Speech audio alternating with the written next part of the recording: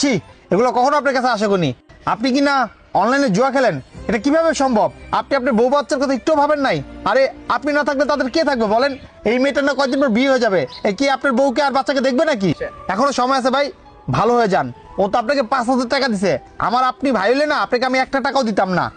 মনি, আজ তোর জন্য স্যার আমাকে উপদেশ দিচ্ছে। মনে রাখিস, তোকে আমি কখনো বোন বলেই পরিচয় দিব না। হ্যাঁ রশি সাহেব, একদম চুপ থাকেন।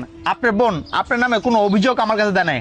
আর শোনেন রশি সাহেব, আমি আপনাকে কোনো জ্ঞান দিচ্ছি না, যেটা বাস্তব সেটাই বলতেছি। আপনি একটু বিবেকে ঢুকান তো, এতগুলো টাকা আপনি অনলাইনে জুয়া খেলে শেষ করতেছেন। আপনার ফ্যামিলি কি করে বাঁচবে, কিভাবে চলবে? আপনি কি এই বিবেকটা নাই? আর মনি, তুমি কাজটা একদমই ঠিক করছো, ওনার বেতনটা আটকায় দিচ্ছ, বুঝতে পারছো? আর তোমার ভাই রশিদ সাহেব, আপনি তো আমাদের কোম্পানিতে চাকরি না করেন, আমাদের কিছু হবে না, আপনি লস হবে। পুরো 5 বছর আপনি কোথাও চাকরি পাবেন না, কারণ আপনি আমাদের কোম্পানিতে 10 বছরের জন্য ডিল করে আসছেন। তো এখনো সময় আছে, ভালো হয়ে যান আর নিজে ভালো পথে চলে আসেন। আর এখানে ঝামেলা শেষ কর মনি, ঝামেলা তাড়াতাড়ি শেষ করো।